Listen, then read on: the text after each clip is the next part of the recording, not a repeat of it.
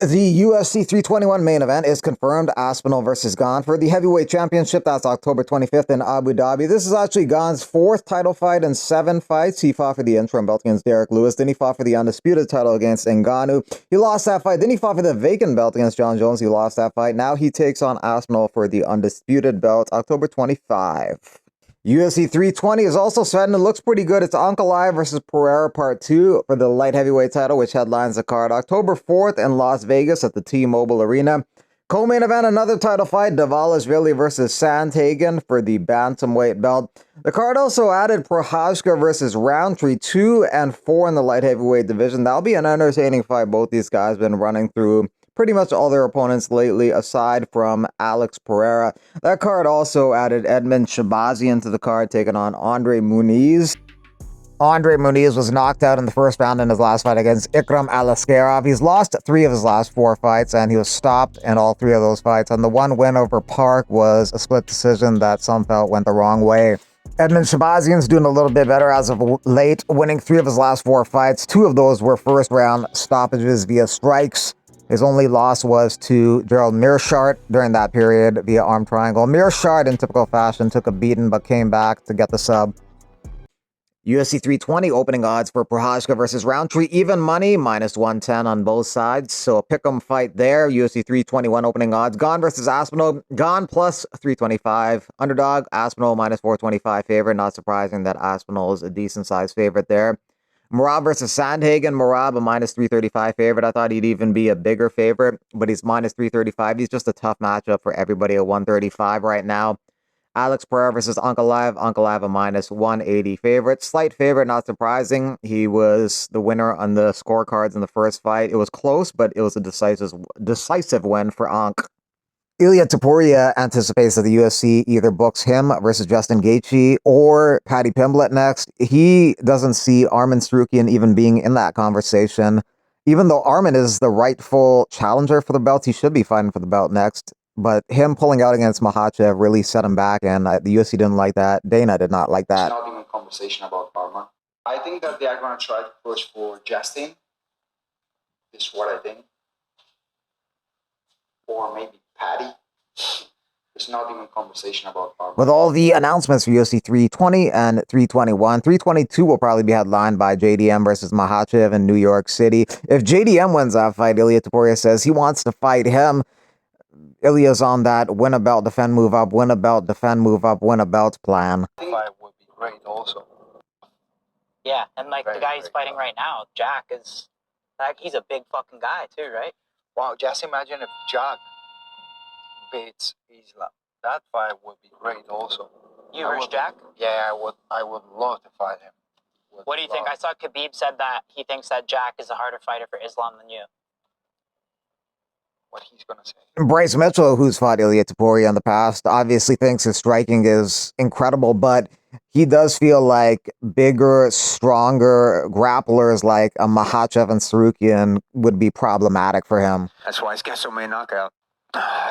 If Islam gets on top of him, brother, he's in trouble. I will say that. But he hits harder and better, and is just more precise at punching than Makhachev. That's why he's got so many knockouts. How would you rate Arman's wrestling, and how do you see his potential fight with? Well, you tell Arman I was sick as a dog that fight, and it would have been a proper fight, and I should have let the fans know. I probably shouldn't have took the fight. Anyways, I won't fight sick again. That's the one fight that bothers me to this day. I can't believe that I let my pride get the best of me, and I took that fight. But yeah, if Arman gets him down, he'll do great. Justin Gaethje is adamant that he wants the title shot next and nothing else. He's not interested in anything else. Like the way he's talking, I like Gaethje as a fighter in person, but the way he's talking is like he's on some crazy run, like a 25 win streak or spanning over a decade or something. He's won 1 fight in a row. He's 3-2 in his last 5. So it's not really complete blasphemy if they don't give him a title shot, but in his viewpoint, it kind of is. I'm number 3. 3-1 in my last 4. The champion was calling to fight me. They vacated. They bring a new guy in and give a guy that's 2-2 the fight.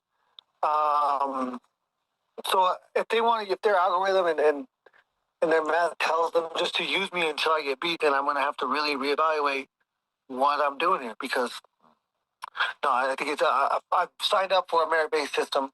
I have lived by that, and if they want to give Armin the fight, which Armin shit the bed, had the fight. I had the fight, but I took another fight for them. He had the fight and pulled out because of his backer. I mean, those are two different scenarios. So for me to get put in the same position as him and have to fight for my spot, then no, then I'm not. I'm going to be upset about that. 319 main event is next month. Hamzat Chimaev versus DDP. A lot of people talking about the cardio of Hamzat Chimaev and how it needs to be in tip-top shape to deal with a guy like DDP. So Hamzat's working hard to make sure he can go into the championship rounds. That's territory he's never been in before.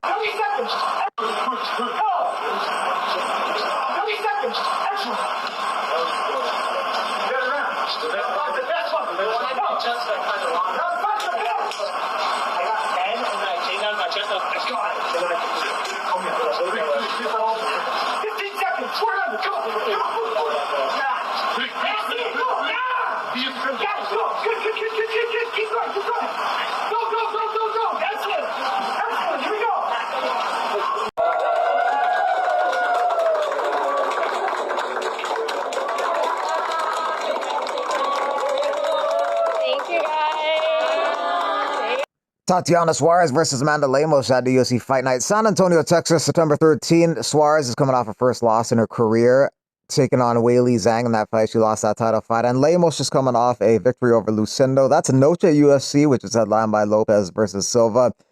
Fight Club pre-sale starts today. Other fights on the card include Pennington versus Dumont, Shirez versus Costa, and Medina versus Todorovic. One Championship has released 5 fighters from their roster, including Daniel Kelly, former atomweight submission grappling world champion, and number 4 ranked Meng Bo. It's interesting how some of the fighters talk about One Championship. It's like they're talking like they're trying to escape a war zone or something. Like Reese McLaren, who's on their roster, is saying, "How did you get out?" So it seems like a place that people don't want to be, and people are trying to flee. Luke, listen to what I'm saying. I am gonna obliterate you on the 30th, and you know it. Upstairs, I seen it, but yeah, you were confident when I walked in, and when I walked out, you were calling people from back home like, fuck, I need to take it. I'm calling people. Yeah? I'm calling you. You're calling everybody, trying to figure out everything you can to build your confidence. I don't need to figure out. I watch what you do. I watch what you do. You don't live this lifestyle. You skateboard in California. You're bothered about how you look. You keep building your confidence. You're bothered about the ladies, Wait. but then again, with the ladies, you're not even that good at it. But boxing is something I've done. Boxing that I've trained. I'm comfortable with. I've been in there a million times with some of the best guys in the world. Darren's about to find out. You're over here disrespected, but I respect you as a fighter. I was a fan of Strike Force, and I was a fan of UFC, but you're coming in with this cocky confidence that I'm some kind of bum. What, because I've got belly on me? Mate, what? I can fucking fight, and that's all there is to it.